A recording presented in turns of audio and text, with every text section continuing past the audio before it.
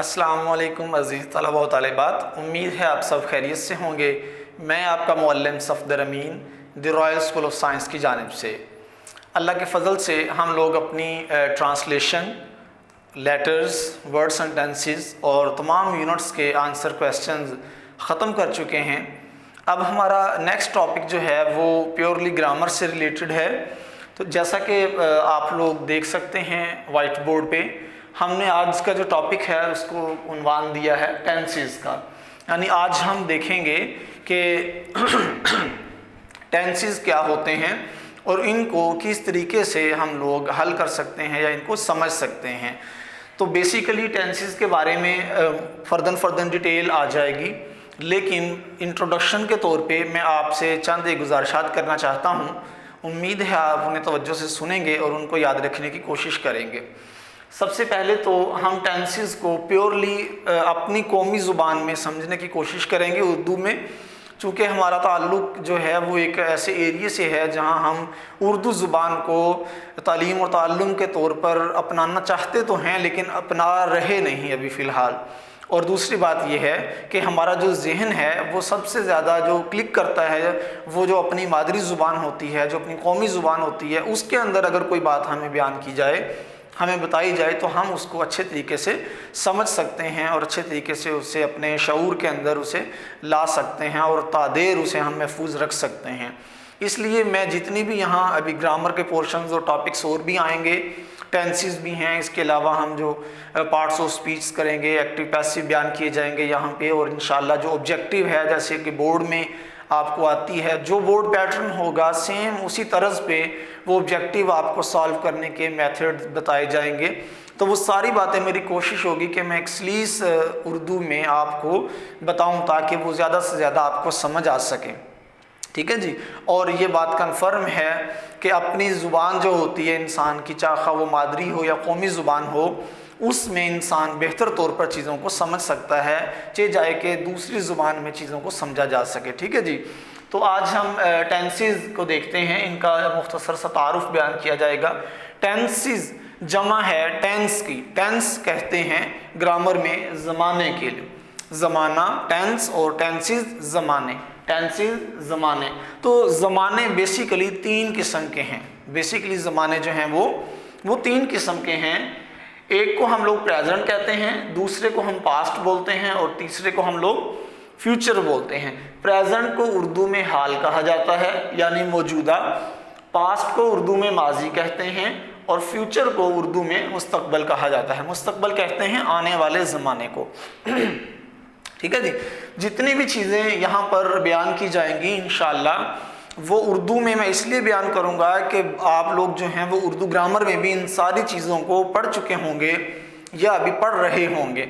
तो जब दोनों चीज़ें आपस में मैच हो जाएंगी, क्योंकि जो ग्रामर का पोर्शन होता है वो तमाम ज़बानों का तकरीबन जो है वो सेम होता है। क्योंकि ग्रामर जो है वो किसी भी ज़ुबान की वो बुनियाद है। इंग्लिश की अगर बुनियाद देखा जाए तो वो उसका लिटरेचर यानी उसकी जो ग्रामर पोर्शन है जिसमें उसके रूल्स बयान किए जाते हैं, तो वो उसकी मबादी होती हैं, वो उसकी मबना होती हैं यानी बुनियाद होती हैं। तो जब बुनियादें जो होती हैं उनके ऊपर जो बिल्डिंग खड़ी होती है तो वो उसी एतबार से होगी जिस एतबार से बुनियाद होगी।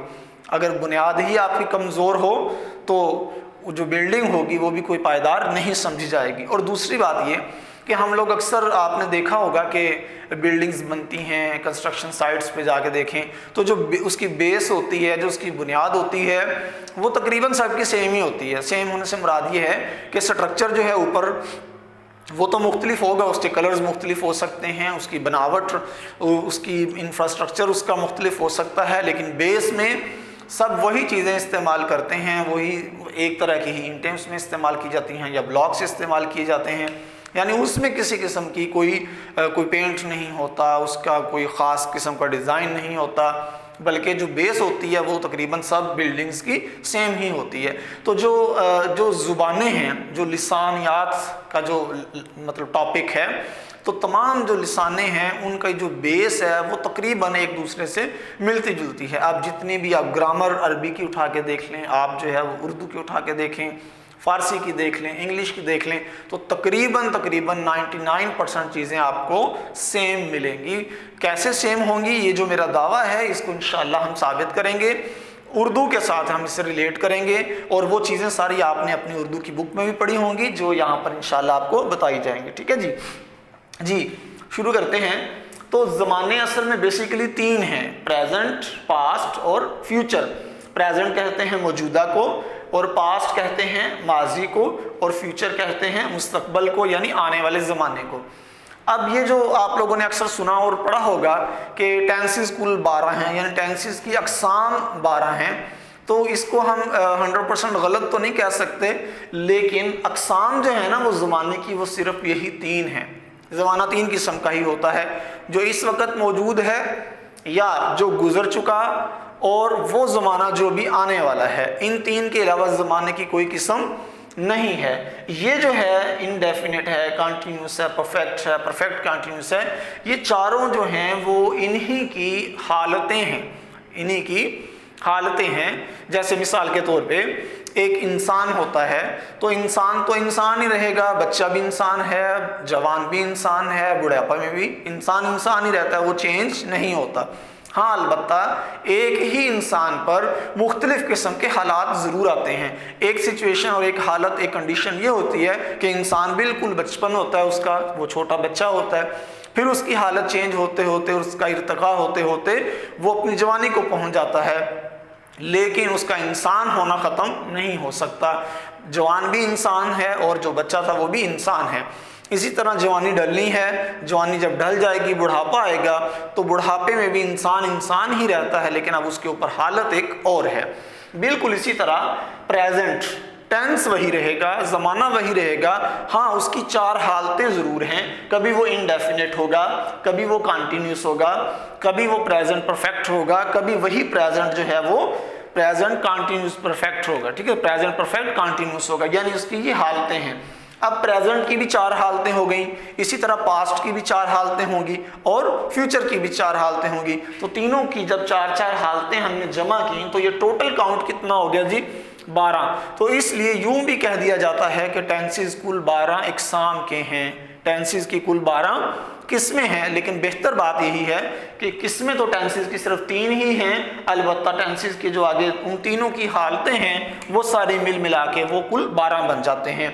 ये जो थी, देखिए हाल जो इस वक्त की हालत को बोलते हैं पास्ट, हर गुजरा हुआ लम्हा पास्ट है। पास्ट होने के लिए ये ज़रूरी नहीं कि बहुत सारा वक्त गुजर चुका हो, ऐसा नहीं है, बल्कि हर गुजरा हुआ लम्हा वो पास्ट है।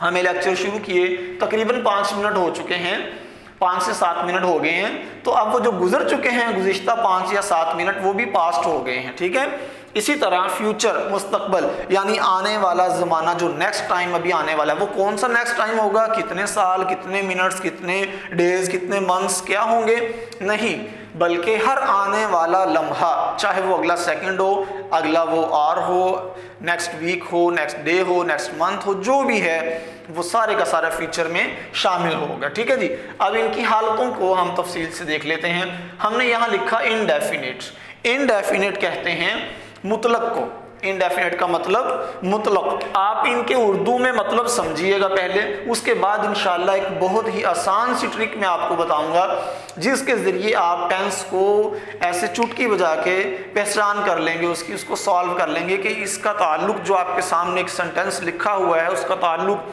ज़माने की कौन सी हालत और कौन सी किस्म से है। ठीक है जी, ये किस्म है और ये उसकी हालत है। ये 4 हालतें हैं, एक किस्म की साथ एक हालत होगी, फिर कभी दूसरी होगी, कभी तीसरी, कभी चौथी, उस पर हम बाद में बात करते हैं। अभी सिर्फ ये समझें कि इनडेफिनेट किसको कहते हैं। इनडेफिनेट का मतलब होता है उर्दू में मुतलक। मुतलक को और आसान में करूं तो इसको खाली भी बोलते हैं, खाली। ठीक है जी, और कंटिन्यूस का उर्दू में मतलब होता है जारी। क्या मतलब होता है जी, जारी। इसी तरह परफेक्ट का मतलब उर्दू में होता है मुकम्मल। परफेक्ट का मतलब क्या है जी, मुकम्मल। और परफेक्ट कंटिन्यूस मुकम्मल भी और जारी भी। अब यहाँ एक एतराज़ हो सकता है कि ऐसा कैसे मुमकिन है कि कोई काम मुकम्मल भी हो चुका हो और वो जारी भी हो। तो ये जब हम इस अपनी हालत पे, इस कंडीशन पे पहुँचेंगे, तब हम बताएंगे कि ये किस एतबार से परफेक्ट है और किस एतबार से ये कॉन्टिन्यूस है, यानी ये दोनों आपस में मुमकिनात में से कैसे हैं। ठीक है जी। तो इनडेफिनेट का मतलब मुतलक, कॉन्टिन्यूस का मतलब जारी, परफेक्ट का मतलब मुकम्मल, परफेक्ट कॉन्टिन्यूस का मतलब मुकम्मल जारी। एक बात तो ये हो गई। अब देखें इसको मुतलक क्यों कहते हैं। इनडेफिनेट खाली किस चीज़ से ये खाली होता है? खाली ये होता है इन तीनों चीज़ों से। ये कंडीशंस हैं, ठीक है, शराइत हैं। ये शराइत कैसे बनती हैं देखें ज़रा।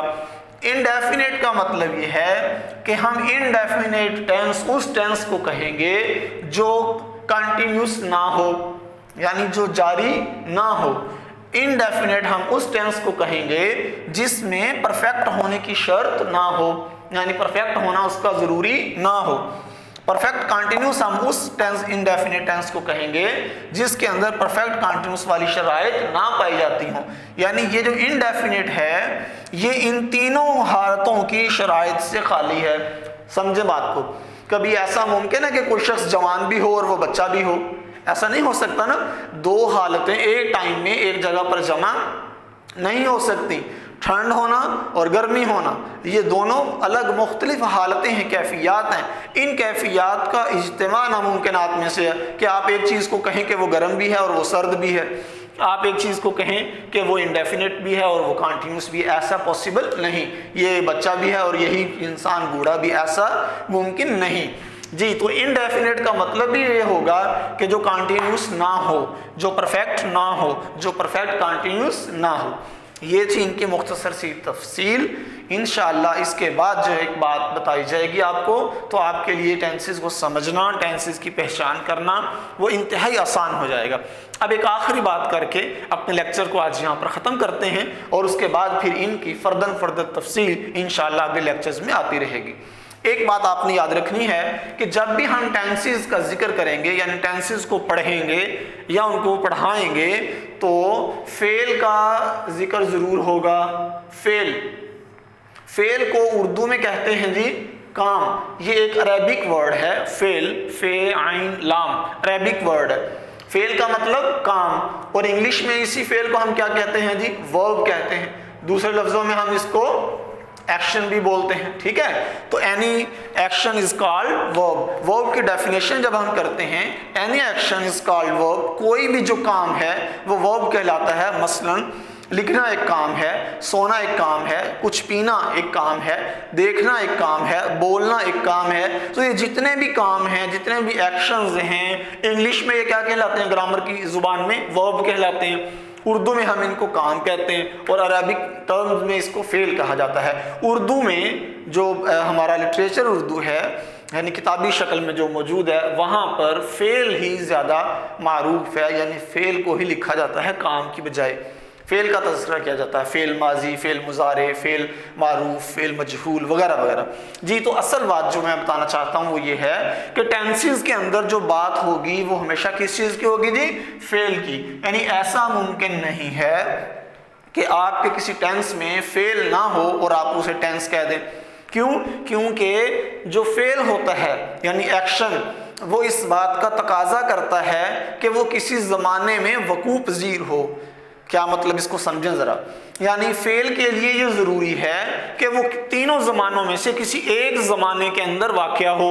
चूँकि एक मखलूक होने के नाते हम इंसान जो हैं वो इस कायनात से बाहर नहीं जा सकते। जब हम इस कायनात से बाहर नहीं निकल सकते तो इसके अंदर तीन चीज़ों का होना लाजमी होगा। तीन चीज़ों का होना लाजमी होगा। नंबर एक, जगह होगी, कोई ना कोई तो स्पेस होगी जहाँ पे हमने कुछ काम किया। मसलन मैं लिखता हूँ, मैंने वाइट बोर्ड पे लिखा तो ये मेरे लिए स्पेस है। कागज़ पे लिखूँ, दीवार पे लिखूँ, मैं ज़मीन पे लिखूँ, जहाँ भी मैं लिखूँगा तो वो कोई ना कोई जगह ज़रूर होगी। नंबर तीन, ये जो मैंने एक्शन किया है, एक्शन लिखना, जो मैंने वर्ब काम किया, जो मैंने फेल किया है, तो ये फेल किसी ना किसी ज़माने में ज़रूर होगा। तो मैं ज़मान और मकान यानी ज़माने से और जगह की हदूद से बाहर निकल नहीं सकता। वो इसीलिए एक बुज़ुर्ग से किसी ने कहा कि मुझे नसीहत करें, तो मुख्तसरन अर्ज़ करता हूँ। तो उन्होंने कहा कि जब भी गुनाह करने का तुम्हारे दिल में ख्याल आए ना बेटा, तो गुनाह ऐसी जगह पे जाके करना जहाँ एक तो अल्लाह तुम्हें ना देख रहा हो और दूसरा वो चीज़ अल्लाह के अहाते में ना हो, यानी अल्लाह की ज़मीन से, अल्लाह की कायनात से बाहर निकल के गुनाह करना। तो आप बताएं, क्या इंसान का इस कायनात से बाहर निकल जाना और वक़्त से आज़ाद हो जाना मुमकिन है? नहीं ना मुमकिन। तो एक बड़ी जामे माने नसीहत उन्होंने की। खैर, हम बात कर रहे थे ज़माने की, कि ज़मान और मकान हम इनसे आज़ाद नहीं हो सकते कभी भी। हम जो भी काम करेंगे उसमें वक़्त का होना भी ज़रूरी है और जगह का होना भी ज़रूरी है। तो फेल टेंस बनेगा ही तब जब वो उसके अंदर किसी वर्ब का जिक्र होगा। मैं इसकी एक एग्जांपल देता हूँ आपको। मसलन आई एम अ बॉय, मैं एक लड़का हूँ।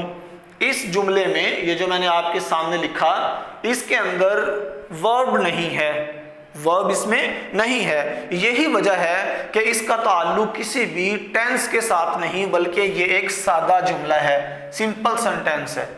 क्यों सिंपल सेंटेंस था? क्योंकि इसके अंदर कोई भी वर्ब मौजूद नहीं थी।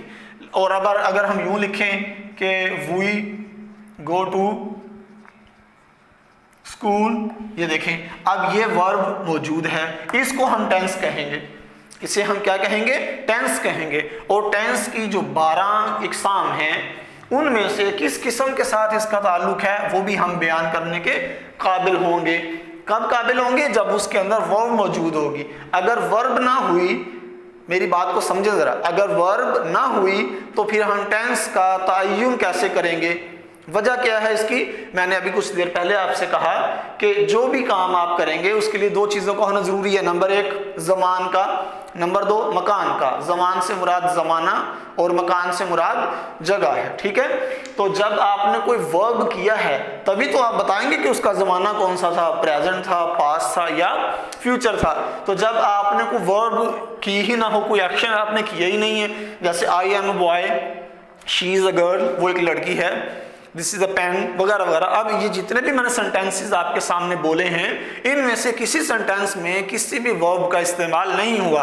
तो जब वर्ब इस्तेमाल नहीं हुई तो फिर हम ये कैसे बताएंगे कि ये ज़माना कौन सा है? ठीक है जी। तो इसलिए जितने भी टेंसेस होंगे उसमें सबसे इंपॉर्टेंट चीज़ क्या होगी जी? वर्ब होगी, यानी फेल का तज़किरा होगा। मुख्तसरन अर्ज़ कर दूं और बात को ख़त्म करते हैं कि जितने भी टेंसेस हैं उनके अंदर किसी काम के होने या ना होने का बताया जाएगा।